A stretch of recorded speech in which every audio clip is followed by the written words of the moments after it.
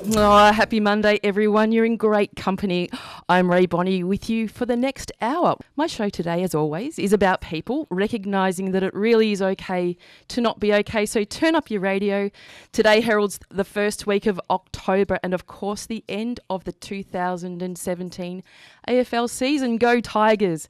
Last week I spoke with Cassie J, a 31-year-old San Francisco filmmaker who found out for herself in the eye of an Australian media shitstorm. I did say that on air because of her controversial film The Red Pill, which chronicles her journey through the polarising men's rights movement. The bitter sore point being that in the course of making the documentary, she had begun questioning some of her feminist beliefs. And wow, was she ruffling a lot of radical feminist feathers.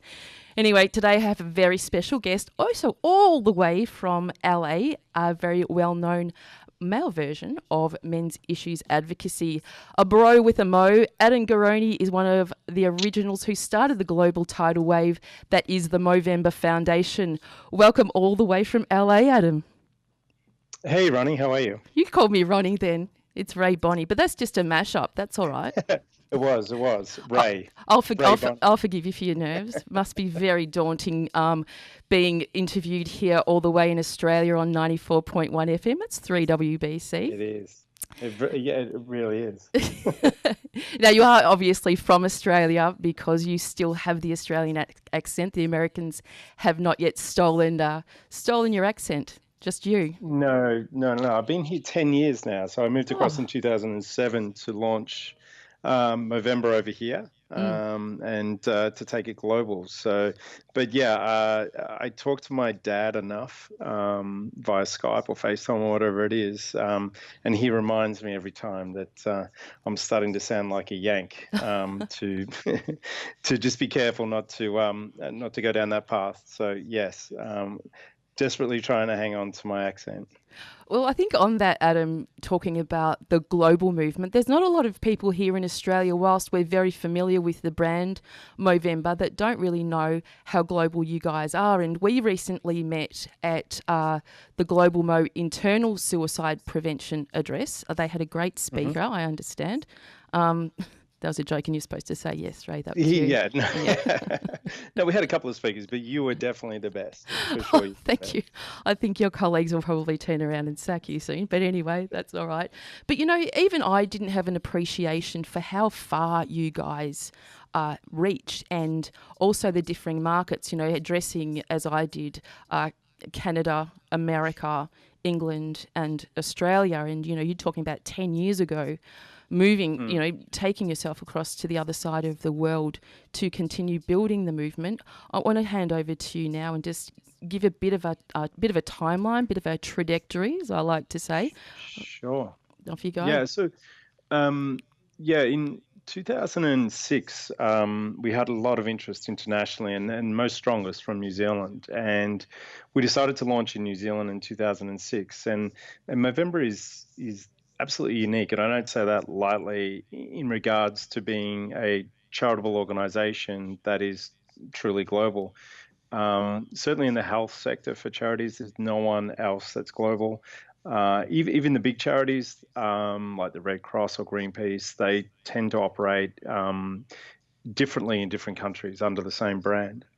So we were in this position where we thought, no, let's take Movember global. And the four of us that started Movember weren't from the charity sector, so we weren't bounded by what is normal in that sector. So we took it to New Zealand 2006, and it was phenomenally successful, straight up. And then off the back of that, early 2007, we just had so much interest from the US, Canada, the UK. And in 2007, we decided to launch in those countries and also Spain. And that just... it was really tough, actually, because we had nowhere near the success that we had in New Zealand in our first year in those countries. And it was... Would that be to suggest, Adam, that perhaps in Spain there are already a lot of moustaches being worn? Is that a bit of a stereotype? I mean, there were a lot of moustaches there, but...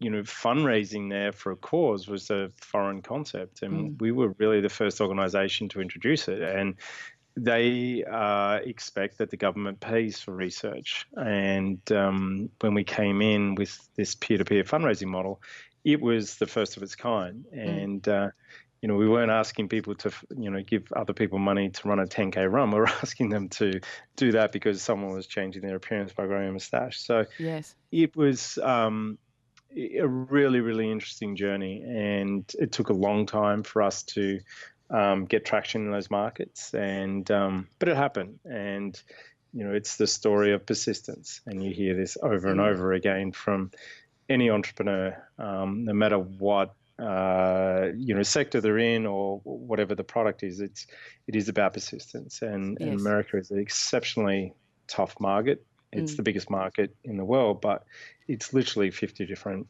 countries from state to state. And even in California, where I live, LA is vastly different to San Francisco, vastly different to San Diego. Yes. So even those cities are, how you market a concept, a brand is different. So, yes. Which I think, when you talk, I think you guys have raised almost 800 billion? 850 million. So that's not including this campaign. So, which is pretty amazing. But you have sorry to interrupt you, but I read a lot of the the naysaying through the social pipes around where does the money really go. And I know that you guys, this is astounding that through Movember, through that $850 million, you guys have funded 1,200 men's health programs in 21 countries. Now, that's pretty awesome reach, isn't it? Yeah, it is amazing. And that's what we focus on. Can you name each of those 21 countries, Adam, off the top of your head? I can. You don't have to, as long as you can. No, the four major countries are Australia, the US, Canada, and UK. And then just due to population, for the most part, it drops off rapidly to then Ireland, New Zealand, and then we've got campaigns in Hong Kong and Singapore, and then 12 countries in mainland Europe, and then South Africa as well. So, but because of our global presence and because we're a global organization, the one thing that we've done over the years that we're most proud of, and this really relates to prostate and testicular cancer, is that it was probably 2008 or 9 that at that point we'd raised $100 million collectively. And we did an audit of all the research we're doing around the world. And what we realized, we were basically funding the same research in different countries. And then we asked the researchers in Melbourne, did they know the researchers in Boston or Montreal or Toronto or Seattle or London or Dublin? And for the most part, they didn't even know each other, and let alone collaborate. And so just as we took a very new and different disruptive approach to the way we fundraise and raise awareness for men's health, we thought, how do we disrupt the way research is done? Because the level of duplication, the total lack of sharing of Hello, data Australia, was just astonishing. And it's just not Australia; it's all the countries are in. But when you dove into that industry, the research, there was no mechanism and there was no reason why you would share the outcomes. And actually, because for the most part, when you're funding such exploratory research at the start, which is non-commercial because it's so risky, there's no reason to share what doesn't work, because you as a researcher will get notoriety by getting a breakthrough and then getting that written up in a medical journal. And that will fuel then, more research for not only you, but your institution. But so much of what we fund from cancer research doesn't result in a breakthrough, which is fine. But that information wasn't being shared. So, but it's so critical, isn't it, in the pathway to having a breakthrough? Absolutely, because knowing that something doesn't work will mean that someone else won't go down that path, but they'll iterate off that. And we've been, we call this our global action plan, and what we've done over the last 6-7 years is truly united the prostate and testicular cancer research world, such that we've got global strategies now, and the national strategies feed into that. And they're collaborating not just on programs that we're funding, but more broadly. And the rate of acceleration is phenomenal. And that's just us looking at it and going, there's a better way to do this Than just stuff. recreating the wheel over and over again and chewing up those very precious resources that people so generously donate, being, very hard-earned money. I know you were recently in Dublin meeting, weren't you, with that group of people? Yeah, so I'm part of the Global Men's Health Committee that we've formed. So we have committees for prostate and testicular cancer, but I'm part of the Global Men's Health Committee. And we're really focused on men's health generally, but more specifically on mental health and suicide prevention. Yeah. And there's, I think, 8 or 9 people on that committee. There's 3 or 4 that are academics. There's 3 or 4 that are practitioners. And then there's a couple of people that are just men. Well, do you want a random chick from Melbourne to pop on that committee? Because it's what I get up for every day. No, we've actually got a really good gender mix on that as well. And but yes, if you want to put your hand up, Rae Bonney. You can just call me Ronnie from now on. That'll just be it. As long as I can make one up for you as well. Yeah, try merging my 2 names here. That doesn't quite work. Yeah. But yeah, it was, and we talk about the really big issues that men are facing, and we've got a massive opioid epidemic over here, and in the US. But when you distill back a lot of what you're talking about suicide here. Yeah, but drug addiction, yes. which starts with painkillers and then leads to, that is one of probably the biggest issue in the US at the moment for younger men. But when you distill back, the elements that contribute to that, there's some that are, endemic with the way drugs are prescribed over here and other stuff. But a lot of it still has to do with men isolating themselves, men not talking about what's going on, and then masking it with whatever, alcohol, drugs, whatever. And so, we had, really wonderful conversations around that issue and how we tackle it. And we also talked about our, fairly recent campaign, which was part of Suicide Prevention Day, our September 10, which was around unmute, ask him, which is quite hard to describe on radio, but if you go to the Movember Facebook page, yes, you'll see it there. And it really, what it was a video around a guy doing something, whether it was, making a sort of makeshift fishing rod out of a beer can. And he's saying one thing in the subtitles, but if you unmute, he's actually saying something else, that he's struggling at home and doesn't know what to do. Or I actually posted a link to it on my Facebook page. So if any of my listeners want to take a look, just go to my Facebook page and you can see it. Otherwise, as Adam said, you can see it through the Movember website, through to YouTube as well. It's really, really cool. And, being a men's issues advocate, especially around advocating for suicide prevention, I think it's very good. And you guys last year had your first serious in earnest campaign around suicide prevention with the notes to loved ones, didn't you? Yeah, it was Suicide Notes Talk Too Late. And, this is just an evolution of the Movember Foundation. And historically, we would raise the funds and we would stay focused on raising the funds and running the campaign and the awareness that came off the back of that.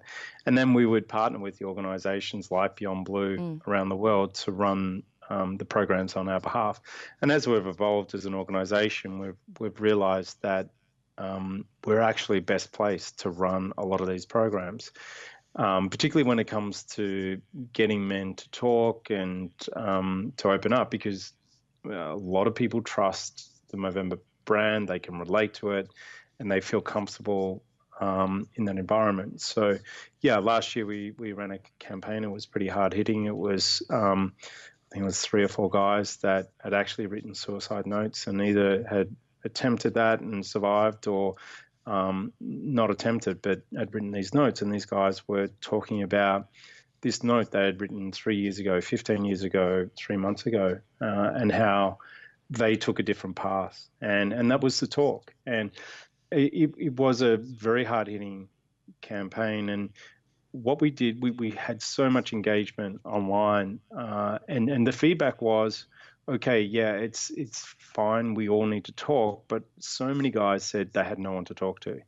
And so many people said, I know someone's struggling, but I don't know how to talk to them. Mm.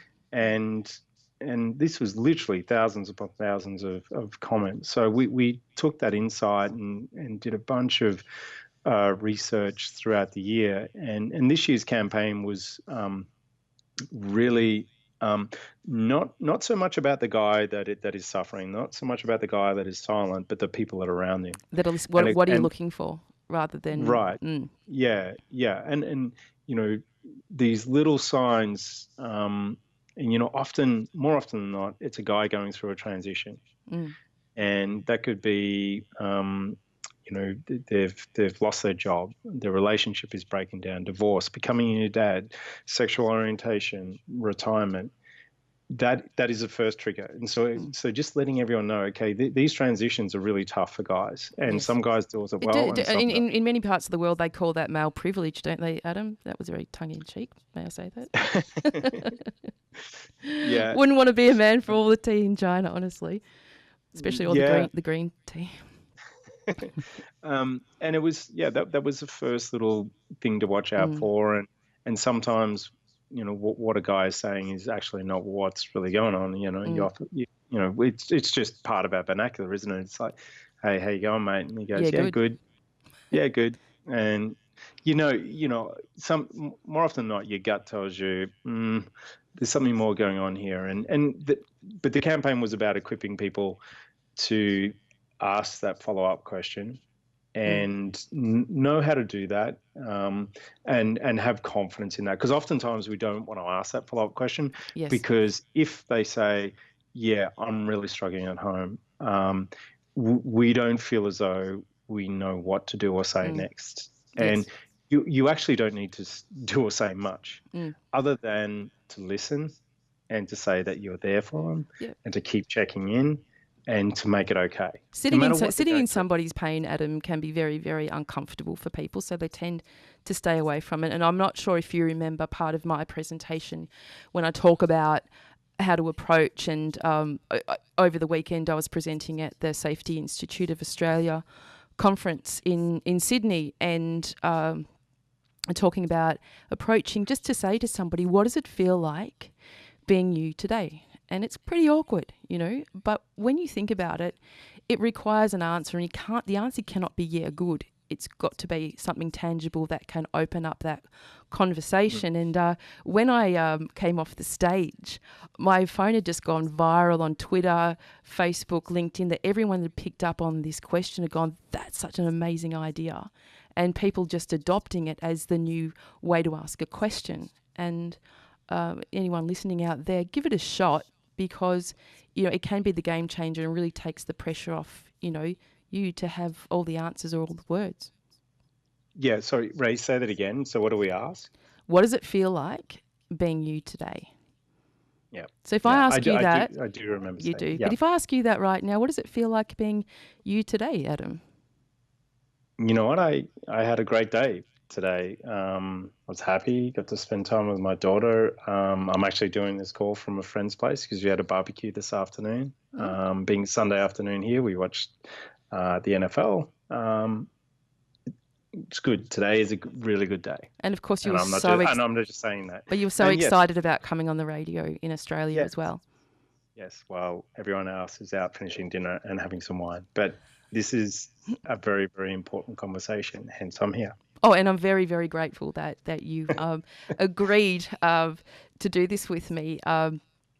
But at this point, while we're talking about how people are feeling, if anyone who's listening in may be feeling a need for extra support, additional to what is coming across your airwaves here with Rae Bonney and Adam Garone. Now, did I pronounce your surname correctly then? You did. There Garone. Yes. Thank you, Rae. Yep. Lifeline 131114. That's 131114. Suicide callback service, awesome service, 1300 659 467. And of course, emergency services. Do not be afraid to dial 000 if you think somebody's life is in danger. Because that's what they're there for, and they will respond, and you will not be charged if a person doesn't end up killing themselves. It's okay. Now, Adam, I do love a song segue, And, sometimes I build extraordinarily loose relevance to our topic. But how I came up with this one, I saw a picture of you on the recent Distinguished Gentleman's Ride, which is the DGR, and you might tell us a little bit about that. But, you really do depict a very sharp-dressed man. But can you tell us briefly about the relationship between DGR and the Movember Foundation? Yeah, for sure. It's a perfect and great partnership. And Mark Hauer, who's out of Sydney, is the founder of the Distinguished Gentleman's Ride. And Mark was a Mobro for many, many years. And that's what sparked his interest in men's health and giving back. And Mark saw a picture of, I think it was Don Draper, on a motorbike, like a vintage motorbike, dressed all dapper, and came up with this brilliant idea that on a particular Sunday, which this year was September 24, those gentlefolk, men and women with a cafe-style racing bike or a vintage bike, do a ride. And the reach of this is just phenomenal. It's like 550 cities around the world. Wow. And yeah, it all supports Movember, and they've decided to really focus on prostate cancer, and then mental health will focus on suicide prevention as well. And I wrote in that event, and it was just amazing. Like in LA, I think we had like 1,200 plus people riding. The diversity was just amazing of men and women from all sort of walks of life. And so what was your ride, Adam? Or do you get dinked, as we say here in Australia? You probably forgot that. I grew up, my brother and I riding motorbikes, and so I got my license, and Triumph was, I was lucky enough to have a Triumph motorbike to ride on the day. But on the day before the ride, they asked me to speak, and I was sort of thinking about how do I address this crowd, and the way I took it was like, we put this helmet on when we ride a motorbike because we want to protect the most important part of our body. And, you feel safe when you put this helmet on. And when you're riding, you're by yourself. You're in your helmet. You're focused on the road in front of you, and you sort of start to lose yourself in what's going on. And for me, when I used to ride a lot, it was almost therapeutic for me. But I said to them, it's like when we take our helmet off, and we're living and working in the outside world, we forget about how precious that part of our body is, and we don't protect it.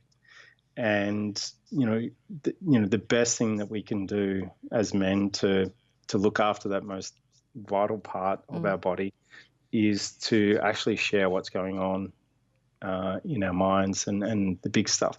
And that's not easy. I still struggle doing that. And I'm in this business, and I should be leading by example. But honestly, I do struggle, and there's times where I just don't do that because it's easy. I feel as though I don't want to burden my mates with the shit that's going on in my life, because I know they've got stuff going on in their lives. So, you start to rationalize. It's like, yeah, I'm not gonna say anything. It's not a natural thing for me to do, and it's not a natural thing for most guys to do, but it is so important. And when you do tell someone, no matter what's going on, it's like you do feel like literally this weight come off of your shoulders, and that was the essence of my speech is like, we've got to look after this part of our body that we protect so carefully when we're on the bike, but when we're off the bike as well. Well, I think, Adam, the fact that you just disclosed how you feel on global radio, that's the empowering thing when people are listening to somebody iconic like you who does lead an organisation where one would assume that you're an expert in this space, but that you're not. That's very, very empowering for people to normalise and recognise that this kind of stuff doesn't discriminate, and it's really important that we're aware of it and know that we're not always going to get it right. I mean, we might not want to talk, but the feeling of being cared for is so far outweighs being told you're cared for as well, so you don't always have to have the words. But Adam, we're going to go to a song. I'm not going to mute you, so you have to be quiet on the other end. But this is what I I okay. can't, so I can sing along. You Is what you're can. saying. Oh, look, it's my show. I can do whatever I want, really. So you can do what if you want to sing. We could sing together if you like. Uh, but when I did rake through the tendrils of my iTunes, this is what I came up with. So hopefully you like it. Now, do you think that you guys have, through the foundation and Mo growing, have had anything to do with this comeback? I was going to say another word, comeback of the beard. Yeah, there's no doubt. Take credit. Take credit where it's due. Yeah. It's uh, our starting premise was to put the moustache back on the face of fashion. The cause came second in the early days, and we, there's a lot of factors here, but we literally changed the face of fashion, and the moustache came back, and then moustaches stayed, and then beards came, and that was absolutely part of this global movement and global trends. So Aren't you really glad that you didn't decide the comeback of the mullet or, or facial tattoos or something like that? It's like the mustache mullet combination. I'm here with Adam Garone from the Movember Foundation. He's all the way from LA. Welcome back, Adam. What did you think of the song I chose? It was a great song, very appropriate. Now tell me, I want your honesty here. Did you move or dance or try and sing along? I mean, one shoulder was dropping a little bit halfway through. Yeah. You must have loved the sax bit, though. That was pretty cool. Yeah, it was pretty cool. And very befitting for the distinguished gentleman's ride that we just were talking about before we went to the break, because ZZ Top, very famous for their motorcycle riding and their enormous beards. Yeah, no, absolutely. And perfect choice. As I said, I'm with Adam Garone. He's co-founder and longtime CEO of the Movember Foundation. But Adam, may I say captain, because there is more to you than meets the eye. Yes, I was a captain in the Australian Army, and also I think we're going to get to this, but no longer CEO of the Movember Foundation as well. Well, yes, that's why I say you were long, because I don't like to say ex, because ex means that it doesn't sound good to me. Up. Yes, that's right. Well, you haven't, because you're still a very, very key and influential person within the foundation. And so, yes, the suggestion of ex, I don't like that. So that's why I've said long time, because that's accurate. Got it. Yes. So we will talk about that a little bit. We can talk about that now if you like, because it was only this year that you did hand the reins over to Owen Sharp. Yeah, it was June last year, so it's been probably 16, 17 months now. I think. Forgot we're in 2017. Yep. Yeah. Missed that year. Yeah. So it was, back when we started Movember, there were no titles. We were just making stuff happen, and given my background, I was fulfilling the role of CEO, and as we grew as an organization, and when we actually needed to have titles, that was the title bestowed upon me, and so it was CEO from the start, and through many amazing evolutions of the organization, from the rapid growth in Australia and New Zealand, and then taking it global and the challenges there, to getting through that, and then this global phenomenon. And I think I was CEO for 13 years, and before I stood down, I went to the board, which I'm still on, and said, it's probably almost 18 months before I stood down. I just said to them, honestly, I don't feel as though I have the same passion for this role. It's a very, very demanding role. But I didn't feel as though I was challenged, because I'd done it for so long. And, what I've realized is that I'm most happy when I'm building stuff and creating stuff. And I just felt that the organization was at a different stage that could benefit from someone with a different experience set to take us through this evolution.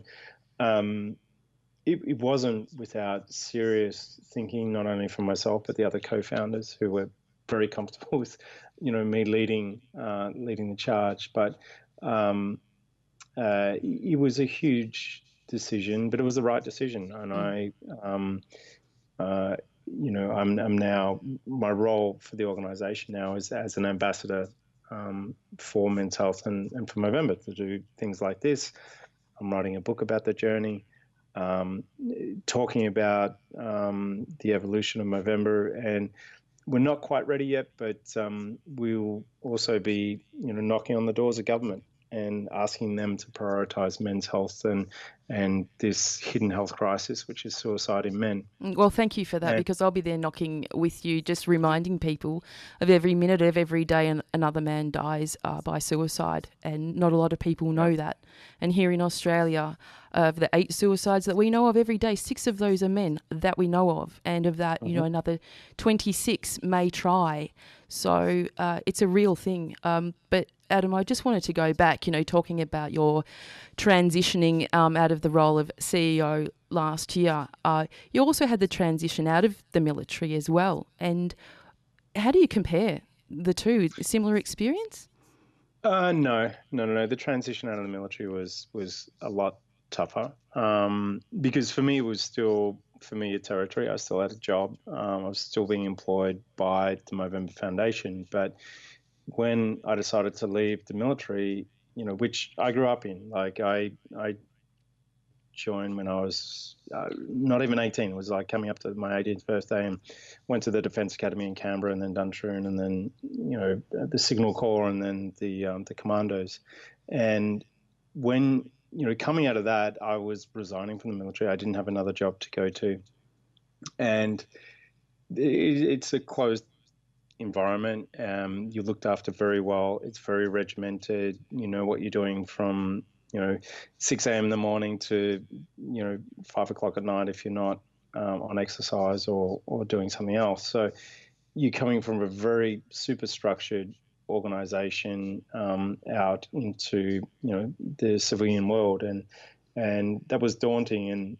And we're just relaunching our podcast, which I'm the host of, and this first season is about transitions. And a very good mate of mine, Mick Aston, who I happened to end up being on the same selection course with him, went on to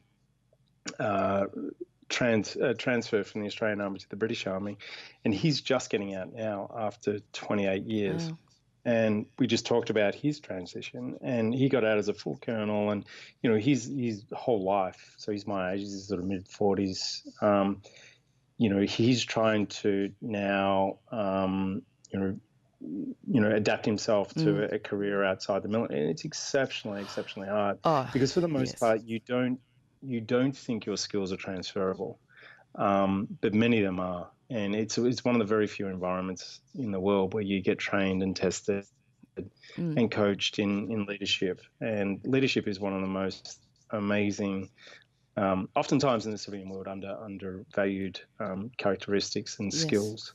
Well, there was a very good episode of Inside on SBS a few weeks ago, just around transitioning out of the military, and how here, especially in Australia, there is very, very little support, especially when we're dealing with things like post-traumatic stress on top of things, and transferring skills. You mentioned that there are so many transferable skills, but people here in the recruitment industry probably aren't aware how to transition or how to transfer those skills across, because it doesn't fit into a job description, perhaps. Yeah, it doesn't. As if you're a soldier who was a machine gunner, or a corporal in the infantry, they don't know generally how to translate those skills, because they're going into a new environment. And on the other side, people looking for employers don't know how that fits in. But it's like, the self-discipline that you need to be in the military to survive and be successful there is extraordinary. The leadership qualities, the operational and project management skills are amazing. And I'm saying this as a plug to those listening that are fortunate enough to be in positions to be looking for people to employ, but also hopefully if there's either people serving or are just out, just to give them a bit of a pep up that, you have amazing skills. You've just got to learn how to translate those and be so confident when you go into these interviews. Oh, absolutely. And quite often, Adam, we're also looking at men, particularly because men populate the military more than women do and are more likely to die there as well. But transitioning out and making career choices, because, again, typically a man might be the major breadwinner as well, especially when children come along, that it's, again, another really vulnerable position to be in, to not know what you want to do or not even have any support in being able to transition. And I was talking to you a few weeks ago about risky behaviour in men, and we see that quite often in the military as well, where, boys will be boys, I guess we could say that, but that's a bit stereotyping, I guess. But can you talk to me a little bit about that? Yeah, I think we were chatting and you asked a very straight question. It's like, have you ever thought about taking your life? And I've not. It's not to say that I've been in some very dark places, but I've never contemplated taking my life. But there were certainly times in my life where I didn't care really about my life, and so you take these risks, whether it's in the military, and I've got to qualify that, but by saying that in the military it's very, very controlled, and we're all about risk mitigation. That's military tactics. That's what are the risks? How do we mitigate them? How do we provide this overwhelming force or whatever it is to not have those risks actually play out. But ultimately you are doing risky stuff, and you do from time to time get scared. And as an officer at the time, you would never ever say that. You'd never admit that. You put on this brave face, but there were certainly times when I was scared, and I'm sure the other guys were. But you're in this environment where to show fear, emotion, anything like that is absolutely a sign of weakness, and could have really catastrophic effects if that is seen. So you sort of in that environment, I've thought a lot about this, the difference between being in the military and that face that you put on versus the work I do now, where it's I still believe that you absolutely need that in the military. You have to have that. But there also has to be times and environments where, it's okay to be vulnerable. And, talking with Mick, and I've been out of the military a long time now, and talking to Mick Aston, who's a full colonel, and the guy that, is just transitioning out now, he was saying the military is Australian and British and Canadian and the US have like advanced so far. I'm not saying by any stretch that's perfect, but we never even ever talked about mental health and suicide ever. There are programs, they're not perfect, but they are starting to recognise the issue that we're facing. That in those four militaries that I just mentioned, there's been more deaths by suicide from men returning from Iraq and Afghanistan than men have died on the battlefield. So, we're losing more men to suicide, and it's a massive issue. It's a big issue because you are dealing with, as you said, it's compounding, right? You got PTSD in some cases, and then you've got someone transitioning out a role of ultimate importance, ultimate consequence, and then struggling to get employment. That's right. The whole thing around dignity and preservation of that dignity, and as you said, you have that profile where you're a superior, then all of a sudden you're nothing. What that does to anyone. The other huge thing in the military is the family and the camaraderie that you have. Yes. And when you leave that, there's a void. And it's one of the most damaging things with mental health, and a potential precursor to sliding down this slippery slope towards suicide is isolation. Yes. And what's so important and what's wonderful about the military is that family and the camaraderie you do have with your mates. Yes. Oh, yes. And do you know what? I just completely lost my train of thought. I was listening to you, and then my mind just faded out to something else. But that's all right. I was thinking about a conversation that I was having a few weeks ago with Andrew Campbell from Mates in Construction here in Australia, and we were talking about people coming out of the military where the skills aren't transferable, and quite often they end up in industries like construction and mining and agriculture and fisheries where so much suicide sits. And we're looking at this idea that it's because of the industry, and those industries do have incredible amounts of pressure, but also the people that are attracted to those industries where, it's easy to get in without, specific skills is, they're coming in already vulnerable, and then, on top of that, more pressure. So it's not always about the industry, is it?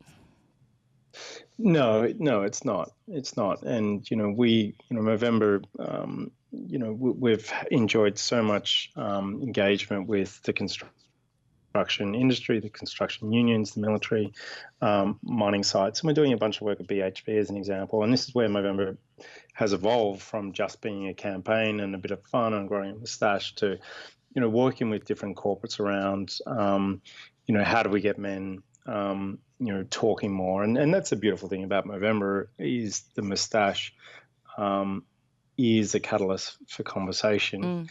And that's wonderful for the month of November, but how do we continue that for the rest of the year? How do we create these environments and moments where men do feel comfortable going, hey, I'm struggling at home, or whatever's going on. Yes. Becomes so important. And I've got to say, I've lived here in the US for 10 years and been heavily involved in the Canadian Movember campaign. I know the healthcare system there exceptionally well. That Australia, and I'm not suggesting for a minute this is perfect, but Australia is doing a fantastic job when it comes to mental health services.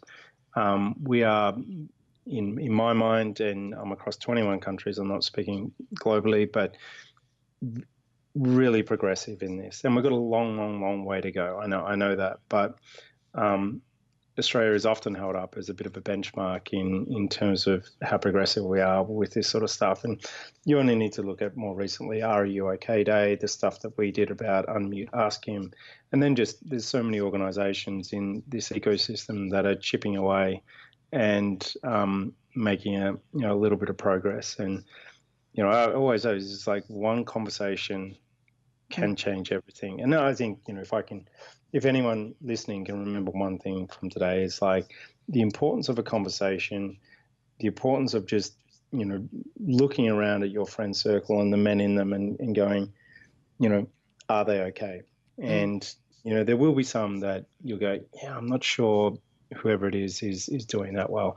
And it's just so important just to reach out to them and just check in. Yes, and it's not always obvious either, is it, Adam? Because we assume that if somebody looks okay, that they are okay. And, coming out of an event this morning that I spoke at, it was blue-collar boys. And as they were filing out, one of them shook my hand, but he just held it for that one moment longer.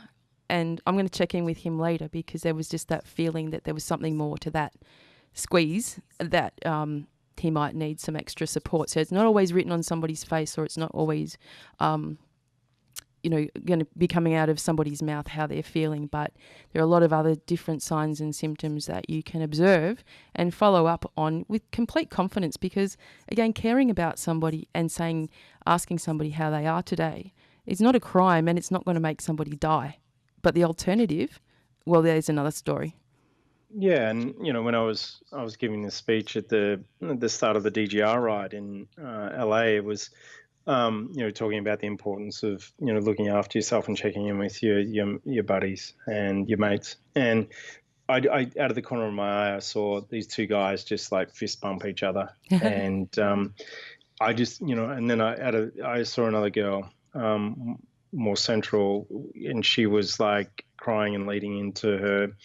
The guy she was with, and you don't know what's going on, but you just know how important these conversations are. And sort of the ride is important, growing a moustache is important, but this is all just a backdrop Yes. and a reason for us to actually talk, check in with each other, and look after each other. Yeah, I think that's really important. It's a good illustration to make as well, because whilst we're talking about men, this is not a gender issue. This is an everybody's issue, because, we own brothers, sisters, sons. In fact, I've been talking to my sons recently, Adam, about, checking themselves for, around things like testicular cancer and what that really means and how to do it. And I'd never had that discussion with either of them before. I kind of felt a bit bad, since I work in this space and I know about this stuff, that I hadn't done that. So, well, we've got the perfect tool of Movember. It's like it's in our shop at Movember.com. It's so for testicular cancer awareness, the best place to check yourself is in the shower. And so we created some soap on a rope in the shape of some balls, and so they should be smooth like the soap, and they're the perfect reminder. And then after you check yourself, you can enjoy washing your face with with some your balls. ball-shaped soap. It actually contours your face and chin really nicely. So you have one in your shower all the time? Yeah, pretty much. And I mean, this is Movember, right? We're talking about very, very serious issues. I'm not sure there's a more serious issue to talk about than suicide. But it's doing it in a positive and inspiring way. And I honestly, if you can make people laugh, you can make them listen. And it's not always fun and games, but that's how you get people engaged. That's right. We were talking before also, because you and I, we're storytellers. We love telling a story, and it's a really great way to engage people in a topic. And it's not about, telling your sad story and people are going to be all inspired. It's just more, being positive, a bit upbeat about serious topics. And I was talking to somebody recently about, they're saying, we're having the difficult discussion or the difficult conversation. Well, let's change the narrative up a bit and just call it a conversation. Because as soon as we put difficult in front of it, then all of a sudden we know it's going to be difficult. But having a conversation with somebody you're worried about, it doesn't have to be difficult. It can be really interesting and inspiring. And totally. And it's how and when you do it. And guys, we're best having a shoulder-to-shoulder conversation when there's something else going on, and that could be, whatever you're into: fishing, surfing, cycling, walking. It's about creating an environment that men feel comfortable talking. Is probably the most important thing. Oh, because the preservation of masculinity is so important. This is not about, making, men feminine or women masculine. It's preserving those natural attributes that we have as women and men. And so it's not always about, talking, but, those conversations that you have with people where there aren't any words, body language, it's something. Chemistry is something, facial expressions are something, then we all have them. Well, to the best of our ability, absolutely. And use them. I was saying to these guys this morning, because one of them said, well, we don't know what to say. So it's on your face. Like, here's a difference. Oh, you just had a haircut today. Or, you've had a haircut today. Different tone, different face, different feeling at the end of it. So just what does your body look like and what does your face look like when you're having a few words is really important. No, it absolutely is. And just listening is so important. Yes, with all of your body, just not your ears. No, no, it's how you respond and your body language for sure. Now, Adam, we've got a few minutes before we wrap this show. Like fish and chips, dare we mention North Ringwood Fish and Chip Shop? Yeah. There's another story. In fact, my friend Jill is listening in, and Jill came all the way from Mildura to visit me when I got back from Sydney. And she stayed at my house, and she also worked at North Ringwood Fish and Chip Shop with me. There you go. So there you go. You probably served mum and dad. Yeah. I think it was from memory, it was pay night every Thursday night in cash back then for dad. And, in an envelope, Thursday nights were fish and chip nights. Yeah. I remember potato cakes, flake. Yeah, good stuff. Oh, Good look, I still days. remember as I was reading it out. But thank you so much for making time to come on the show today. You don't know how much I appreciate and how privileged I feel to take up your time, especially that it's Sunday over there at the moment and you're knee deep in barbecue, and now you can booze it up a little bit more, I guess. You don't have to. Yes, NFL Sunday, barbecues. Yeah. I'm going to let you go and I will check in with you later. But again, Adam, it's been an absolute privilege to have you on the show. Of course, Rae. Thank you for having me. Okay, well, I'll talk to you soon. Have a great day. All right, you too. Bye-bye. Bye. That was Adam Garone. He was the CEO at Movember. So I'm going to go to wrap the rest of the show now. But everyone, please take care. Remember, it truly is okay to not be okay. Bye.